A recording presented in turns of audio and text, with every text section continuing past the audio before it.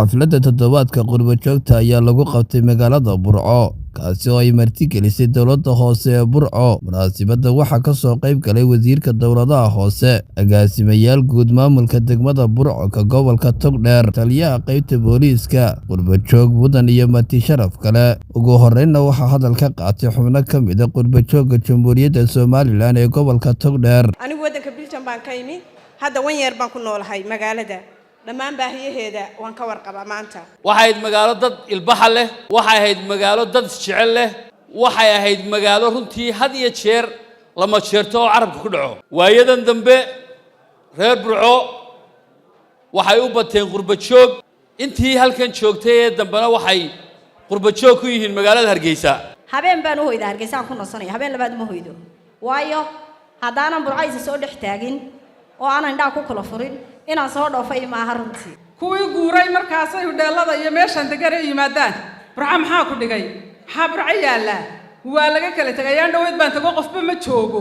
maad Hargeysa timaadid, maad halkan ka furatid, tashkiilka aniga intan leeg laygu wada ma malayn kartid. dhalinyaraduna dembiba ma laha oo waxaasaa ku dhacay dhalinyarada. waxaa igu kalifay inaan imaado anigoo qof yara, waa waalidkay maxaa la yiraahdaa iyo waliba aabahay iyo tii la soo koriyay ayay Faadimo Shaybe inay maal gashadeen.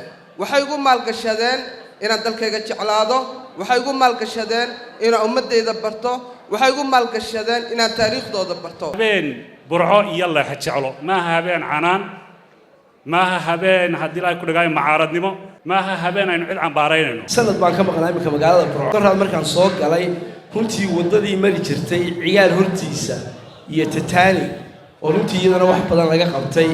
waan idinku hambalyeynaya taana hadaatiin dowladda hoose. waxaan ku faraxsanahay, aadna ugu faraxsanahay inaan u soo qaatay xamaamkaygii iyo alaabteedii u soo qaatay kuna soo guriya noqday dalkaygana aan jecelahay sanadkii 2014. ururkan EXI waxa weeyaan urur samafala oo u taagan horumarinta magaalada Burco. Somaliland waxaan joognay muddo 7 bilood. mashaariic waaweyn baan fulinay, 8 mashaariicood oo waaweyn. waxaa ka mid ah jaamacadda Burco, waxaa ka mid ah warshadda barafka iyo kalluunka ee Tofish, waxaa ka mid ah inta kale waa meelo ganacsi oo business-ya. runtii waa madan loogu talagalay in qurbo joogga Jamhuuriyadda Somaliland ee waddanka ku soo guriya noqday iyo hay'adaha dawladda ee adeegga siiyo qurbo joogga inay si dhow isku gaari karaan.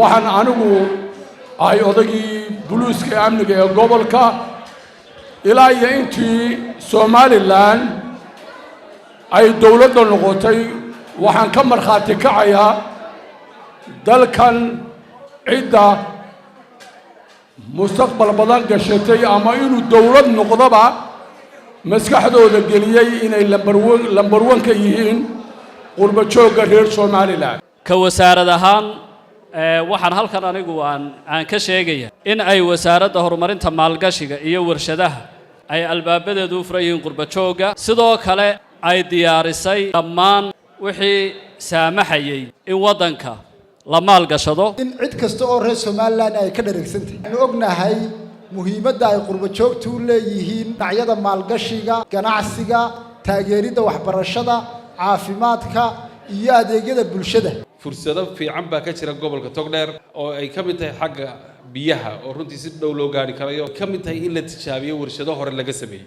hawleedka imika la sameeyo oo waxa taagan xilligii miisaaniyadda la sameyn jiray ee forecasting lagu sameyn jiray.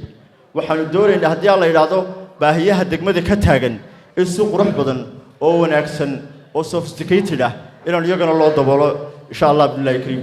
qurbo joogga caawa halkan jooga dawladda hoose si kasta oo ishaleelkeeda loo fududayn karo diyaar u nahay oo abuuranahay una abuuri doona meel toos ah oo ay dawladda hoose degmada Burco ay kala soo xidhiidhaan. joogta Somalilandna waa laf dhabar runtii dalkan soo ciidamisay xilliyo adag la xasuusan yahay. intana way yartay laakiin waxaanu ka dhareegsanahay inaad intan iyo in ka badan mudan tihiin. qurbo joogtu waa laf dhabarta weeye marka la eego miisaaniyadda qaranka ee laga reebo waa cidda labaad ee dalka wax soo gelisa weeye. dadkii waaweynaa way dhamaadeen, dhalinyarada soo baxday isu taqaana dalka ay qurbo joogga ku yihiin inuu dalkooda kaliya yahay. kaad u dhalatuun baa ku hooya marka anigu meeshuu xaq u leeyahay oo goofka u dhashay. Cabdilaahi Maxamuud Muuse Xudayfi, telefishanka qaranka Somaliland, Burco.